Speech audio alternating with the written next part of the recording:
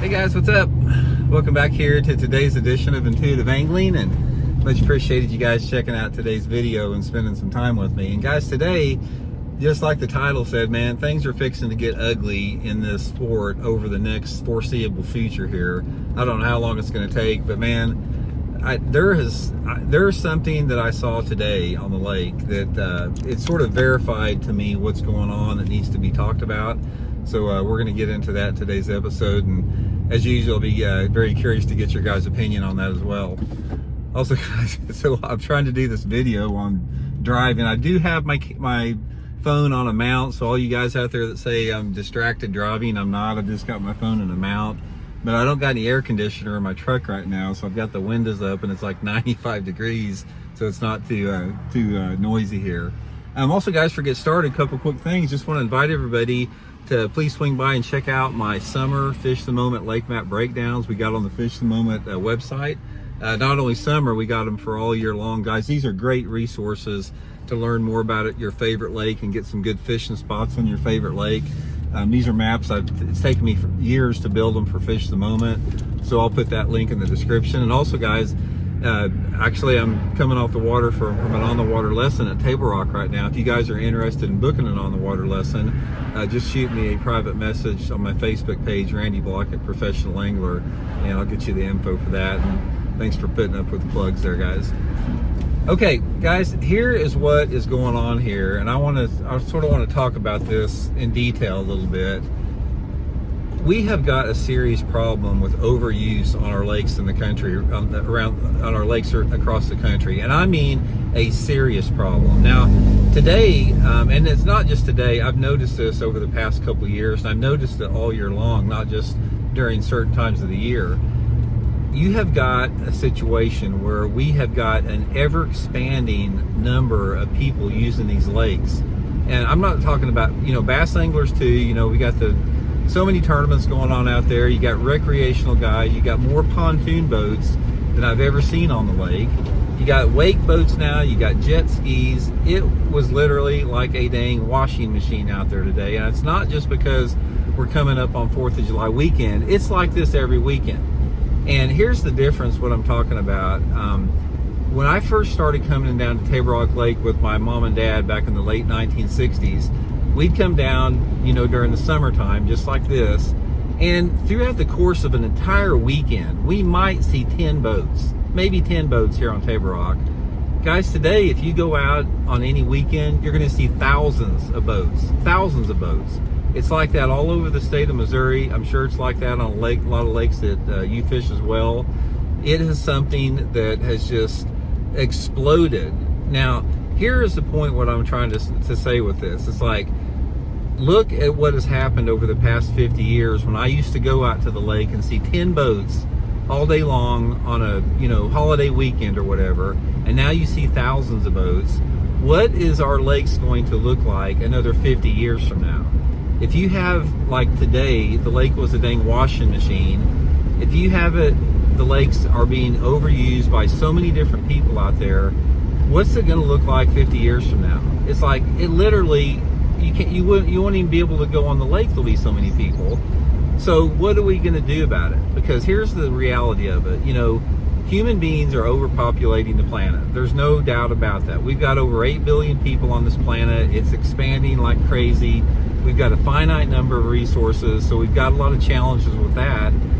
But the problem is what do you do with these lakes that are being overused? And the solution is, guys, the only solution that's out there for this problem is we have got to build more lakes. We have got to have more lakes in this country.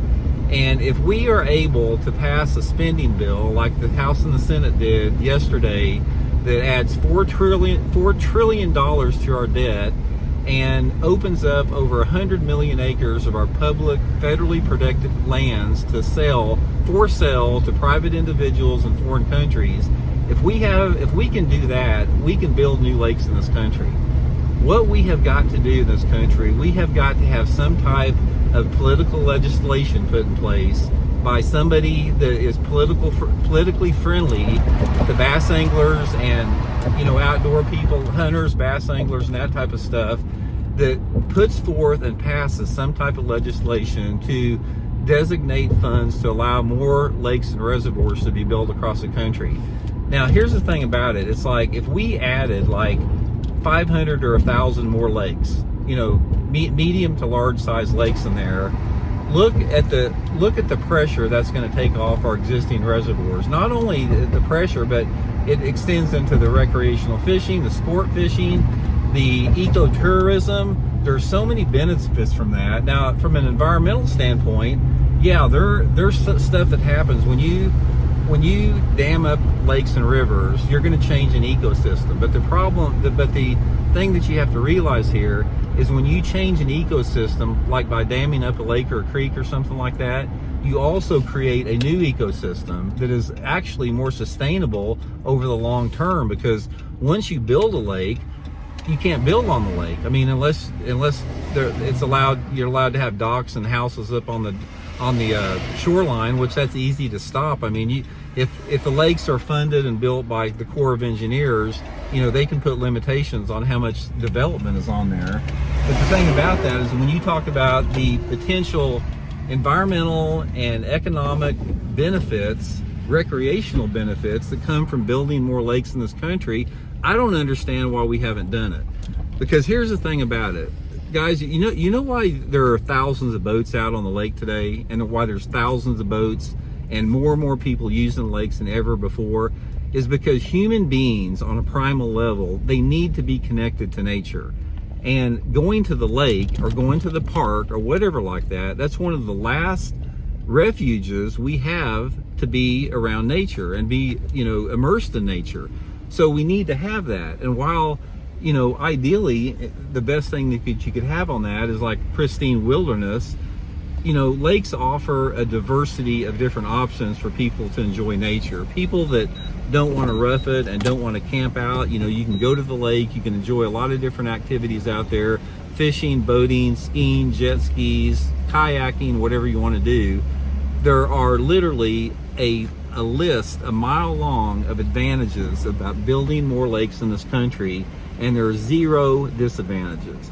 You know, you have more hydroelectricity options with it. You've got the ecotourism that comes with it. And, you know, that's the only thing that's going to save us. Because right now, guys, I can tell you, as somebody that has fished my whole life, I have spent literally since about 1980 between 100 and 150 days a year on the water all over this country, especially here in Missouri where I live. And I have seen the unbelievable increase in the amount of activity that we have in our waters from not only anglers, but from recreational, you know, non-fishing people too. Just what I'm talking about, the skiers, the partiers, the pontoon people out there. And a lot of people, what I've seen in this sport, do not have a lot of vision for the future. So what I'm looking at is I'm looking at what is going to happen 30, 40, 50 years from now, after most of us are already gone. What are our lakes going to look like? If we have went from Table Rock Lake here where I'm at right now, where there was no development, there was no docks on the lake, there was, you know, a handful of boats on the lake during any given time, to now where every hilltop on the lake has been ripped off by development and there's docks everywhere and you got thousands of boats on the lake. Just magnify that type of growth times 50 years. And it doesn't take a big stretch of the imagination to imagine what that's like. So the solution to this, guys, is we have to get people in power. We have to get people in positions of political power that are friendly to anglers and hunters and environmental issues.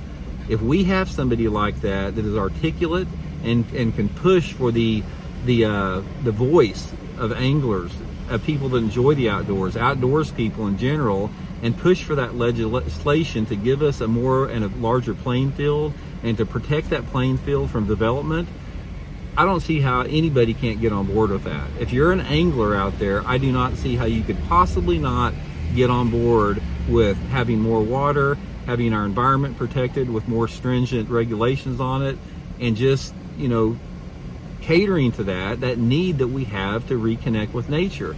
Do never underestimate that, guys. There is a spiritual, therapeutic, emotional, and in every part of your body is healed by being out on the water and outside. And we need these places. We need these last bastions of refuge to be able to go to, and right now they're getting crowded, they're getting overused, and we need more of them. So anyway, guys, let me know what y'all think about it. We'll talk later.